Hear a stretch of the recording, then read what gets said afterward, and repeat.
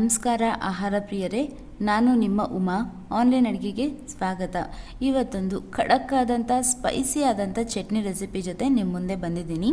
ಇವತ್ತು ತೋರಿಸ್ಕೊಡ್ತಾ ಇರುವಂಥದ್ದು ಈರುಳ್ಳಿ ಚಟ್ನಿನ ಯಾವ ಥರ ಮಾಡೋದು ಅಂತ ಹೇಳಿ ನೋಡ್ಕೊಳ್ಳೋಣ. ಇದು ಅನ್ನಕ್ಕೆ, ಇಡ್ಲಿ, ದೋಸೆ, ಚಪಾತಿ, ರೊಟ್ಟಿ ಎಲ್ಲದಕ್ಕೂ ಸರಿ ಹೊಂದುವಂಥ ಚಟ್ನಿ. ಇದು ತುಂಬ ಚೆನ್ನಾಗಿರುತ್ತೆ, ತುಂಬ ಸ್ಪೈಸಿಯಾಗಿರುತ್ತೆ, ಒಂದು ಒಳ್ಳೆ ರುಚಿ ಕೊಡುತ್ತೆ ಬಾಯಿಗೆ. ಸೊ ಇದನ್ನು ಶುರು ಮಾಡೋಕ್ಕಿಂತ ಮುಂಚೆ ನಮ್ಮ ಚಾನಲ್ನ ಹೊಸದಾಗಿ ನೋಡ್ತಾ ಇದ್ದರೆ ದಯವಿಟ್ಟು ಸಬ್ಸ್ಕ್ರೈಬ್ ಮಾಡುವ ಮೂಲಕ ನನ್ನನ್ನು ಪ್ರೋತ್ಸಾಹಿಸಿ. ಹಾಗೆ ಪಕ್ಕದಲ್ಲೇ ಕಾಣುವಂಥ ಬೆಲ್ ಐಕಾನ್ನ ಕ್ಲಿಕ್ ಮಾಡಿದ್ರೆ ನನ್ನ ಮುಂದಿನ ವಿಡಿಯೋ ನೋಟಿಫಿಕೇಷನ್ ನಿಮಗೆ ಬರುತ್ತೆ. ಯಾರಿಗೆಲ್ಲ ಈರುಳ್ಳಿ ಚಟ್ನಿ ಇಷ್ಟ ನೋಡಿ ಅವರು ಈಗಲೇ ಒಂದು ಲೈಕ್ನ ಒತ್ತಿ. ಹಾಗೆ ಇದನ್ನು ಪ್ರಯತ್ನಪಟ್ಟು ಇದು ಯಾವ ಥರ ಬಂತು ಅನ್ನೋದನ್ನು ಕಮೆಂಟ್ಸಲ್ಲಿ ತಪ್ಪದೆ ತಿಳಿಸಿ. ಸೊ ಹಾಗಿದ್ರೆ ಬನ್ನಿ ಚಟ್ನಿ ರೆಸಿಪಿನ ಶುರು ಮಾಡೋಣ. ಮೊದಲಿಗೆ ಸ್ಟವ್ ಮೇಲೆ ಒಂದು ಪ್ಯಾನ್ನ ಇಟ್ಕೊಂಡಿದ್ದೀನಿ. ಅದು ಬಿಸಿಯಾದ ನಂತರ ಅದಕ್ಕೆ 2 ಚಮಚದಷ್ಟು ಎಣ್ಣೆನ ಹಾಕ್ಕೊಳ್ತಾ ಇದ್ದೀನಿ. ಎಣ್ಣೆ ಬಿಸಿಯಾದ ನಂತರ ಒಂದು 1/4 ಚಮಚದಷ್ಟು ಮೆಂತ್ಯ ಕಾಳುಗಳನ್ನ ಹಾಕ್ಕೊಳ್ತಾ ಇದ್ದೀನಿ. ಈ ಮೆಂತ್ಯ ಕಾಳುಗಳನ್ನ ಹಾಕೊಳ್ಳೋದ್ರಿಂದ ಚಟ್ನಿಗೆ ಒಂದು ಒಳ್ಳೆ ಘಮ ಬರುತ್ತೆ. ಇದನ್ನು 1/4 ಚಮಚದಿಂದ ಹಿಡಿದು ಅರ್ಧ ಚಮಚದವರೆಗೂ ಅಷ್ಟೇ ಹಾಕ್ಕೊಳ್ಬೇಕು, ಇಲ್ಲ ಅಂತಂದರೆ ಕೈ ಅಂಶ ಬರುತ್ತೆ. ಅದಾದ ನಂತರ 1 ಚಮಚದಷ್ಟು ಕಡಲೆಬೇಳೆನ ಹಾಕ್ಕೊಂಡಿದ್ದೀನಿ. ಆಮೇಲೆ 1 ಚಮಚದಷ್ಟು ಧನಿಯಾ ಕಾಳುಗಳನ್ನು ಹಾಕ್ಕೊಂಡಿದ್ದೀನಿ. ಧನಿಯಾ ಅಂತಂದರೆ ಆ ಬೀಜ ಅಥವಾ ಕೊತ್ತಂಬರಿ ಬೀಜ ಅಂತೀವಲ್ಲ ಅದು. ಇದನ್ನೆಲ್ಲ ಹಾಕ್ಕೊಂಡ್ಬಿಟ್ಟು ಚೆನ್ನಾಗಿ ಫ್ರೈ ಮಾಡ್ಕೊಳ್ಳೋಣ. ಸ್ಟವ್ನ ಸಿಮ್ಮಲ್ಲಿ ಇಟ್ಕೊಂಡೇ ಫ್ರೈ ಮಾಡ್ಕೊಳ್ಳಿ, ಇಲ್ಲ ಅಂತಂದರೆ ಸೀದ್ ಹೋಗುವಂಥ ಚಾನ್ಸಸ್ ಇರುತ್ತೆ.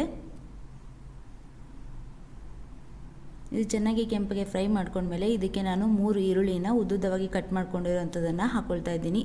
ಇದನ್ನು ಕೂಡ ಹಾಕ್ಕೊಂಡು ನಾವು ಚೆನ್ನಾಗಿ ಫ್ರೈ ಮಾಡ್ಕೊಳ್ಬೇಕಾಗತ್ತೆ. ಈರುಳ್ಳಿಯಲ್ಲಿ ಇರುವಂಥ ಹಸಿ ವಾಸನೆ ಹೋಗೋವರೆಗೂ ನಾವು ಈರುಳ್ಳಿನ ಚೆನ್ನಾಗಿ ಫ್ರೈ ಮಾಡ್ಕೊಳ್ಬೇಕಾಗತ್ತೆ. ಹಾಗೆ ಇದರ ಒಂದು ಬಣ್ಣ ಕೂಡ ಬದಲಾಗುತ್ತೆ, ಅಲ್ಲಿವರೆಗೂ ನಾವು ಚೆನ್ನಾಗಿ ಹುರ್ಕೊಳ್ಬೇಕು. ಇದಾದ ನಂತರ ಇದಕ್ಕೆ ನಾನು 2 ಬೆಳ್ಳುಳ್ಳಿ ಹೆಸರುಗಳನ್ನ ಸೇರಿಸ್ಕೊಳ್ತಾ ಇದ್ದೀನಿ. ಹಾಗೆ 2 ಕಡ್ಡಿಯಷ್ಟು ಕರಿಬೇವನ್ನ ಕೂಡ ಹಾಕ್ಕೊಳ್ತಾ ಇದ್ದೀನಿ. ಇದನ್ನು ಕೂಡ ಹಾಕ್ಕೊಂಡ್ಬಿಟ್ಟು ಚೆನ್ನಾಗಿ ಫ್ರೈ ಮಾಡ್ಕೊಳ್ಳೋಣ.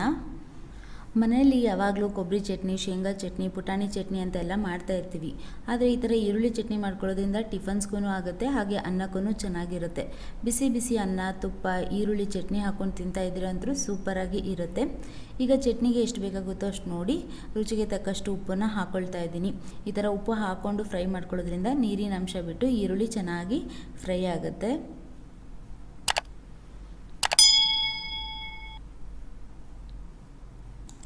ಆಮೇಲೆ ಇದಕ್ಕೆ ಖಾರಕ್ಕೆ ನಾನು 4 ಗುಂಟೂರು ಮೆಣಸಿನ್ಕಾಯಿ ಹಾಗೂ 4 ಬ್ಯಾಡಗೆ ಮೆಣಸಿನ್ಕಾಯಿನ ತೊಗೊಂಡಿದ್ದೀನಿ.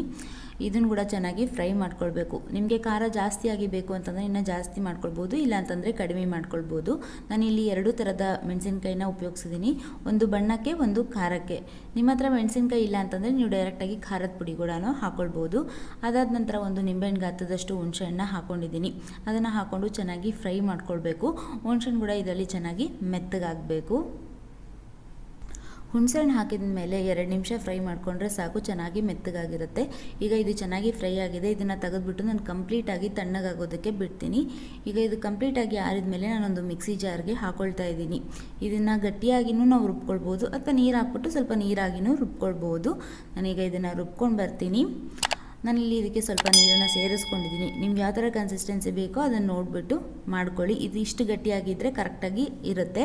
ಸೊ ಇದು ಅನ್ನಕ್ಕೂ ಆಗುತ್ತೆ, ಟಿಫನ್ಸ್ಗೂ ಚೆನ್ನಾಗಿರುತ್ತೆ. ಸೊ ಇವಾಗ ಇದಕ್ಕೆ ಒಂದು ಒಗ್ಗರಣೆನ ಹಾಕ್ಕೊಳ್ಳೋಣ. ಇದೆಲ್ಲ ಒಂದು ಪ್ಲೇಟಿಗೆ ತೆಗೆದಿಟ್ಕೊಂಡಿದ್ದೀನಿ. ಈಗ ಇದಕ್ಕೆ ಒಂದು ಸಿಂಪಲ್ ಆದಂಥ ಒಗ್ಗರಣೆನ ಹಾಕ್ಕೊಳ್ತಾ ಇದ್ದೀನಿ. ನಾನೊಂದು ಸಣ್ಣ ಪ್ಯಾನ್ ಇಟ್ಕೊಂಡು ಅದಕ್ಕೆ ಒಂದು 2 ಚಮಚದಷ್ಟು ಎಣ್ಣೆನ ಹಾಕ್ಕೊಂಡಿದ್ದೀನಿ. ಅದಕ್ಕಾದ ನಂತರ ಅದಕ್ಕೆ ಸ್ವಲ್ಪ ಸಾಸಿವೆ, ಸ್ವಲ್ಪ ಜೀರಿಗೆನ ಹಾಕ್ಕೊಂಡಿದ್ದೀನಿ. ಇವೆರಡು ಚೆನ್ನಾಗಿ ಚಿಟುಗುಟ್ಲಿ. ಅದಾದ ನಂತರ ಒಂದು ಕಡ್ಡಿಯಷ್ಟು ಕರಿಬೇವನ್ನ ಹಾಕ್ಕೊಂಡಿದ್ದೀನಿ. ಆಮೇಲೆ ಒಂದು 3 ಒಣಮೆಣಸಿನ್ಕಾಯಿನ ಹಾಕ್ಕೊಂಡಿದ್ದೀನಿ. ಇಷ್ಟೇ, ಇದಕ್ಕೆ ಒಂದು ಸಿಂಪಲ್ ಆದಂಥ ಒಗ್ಗರಣೆನ ಹಾಕ್ಕೊಳ್ತೀನಿ ಅಷ್ಟೇ. ಇದನ್ನು ಚೆನ್ನಾಗಿ ಫ್ರೈ ಮಾಡ್ಕೊಂಡ್ಬಿಟ್ಟು ಚಟ್ನಿ ಮೇಲೆ ಹಾಕ್ಕೊಂಡ್ರೆ ಚಟ್ನಿ ರೆಡಿ. ಇದು ಅನ್ನಕ್ಕಂತೂ ಸೂಪರಾಗಿರುತ್ತೆ. ಒಮ್ಮೆ ಆದರೂ ನೀವು ಟ್ರೈ ಮಾಡಿ ಹೇಳಿ ನನಗೆ, ಆಯಿತಾ, ಯಾವ ಥರ ಬಂತು ಅಂತ ಹೇಳಿ. ಸೊ ಆಹಾರ ಪ್ರಿಯರೇ, ಇವತ್ತಿನ ಈ ಖಡಕ್ ಆದಂಥ ಹಾಗೂ ಸ್ಪೈಸಿಯಾಗಿರುವಂಥ ಚಟ್ನಿ ರೆಸಿಪಿ ನಿಮ್ಮೆಲ್ಲರಿಗೂ ಇಷ್ಟ ಆಯಿತು ಅಂತ ಹೇಳಿ ಭಾವಿಸ್ತೀನಿ. ಇಷ್ಟ ಆಗಿದ್ದರೆ ಒಂದು ಲೈಕ್ನ ಒತ್ತಿ. ಹಾಗೆ ನಮ್ಮ ಚಾನಲ್ನ ಹೊಸದಾಗಿ ನೋಡ್ತಾ ಇದ್ದರೆ ದಯವಿಟ್ಟು ಸಬ್ಸ್ಕ್ರೈಬ್ ಮಾಡುವ ಮೂಲಕ ನನ್ನನ್ನು ಪ್ರೋತ್ಸಾಹಿಸಿ.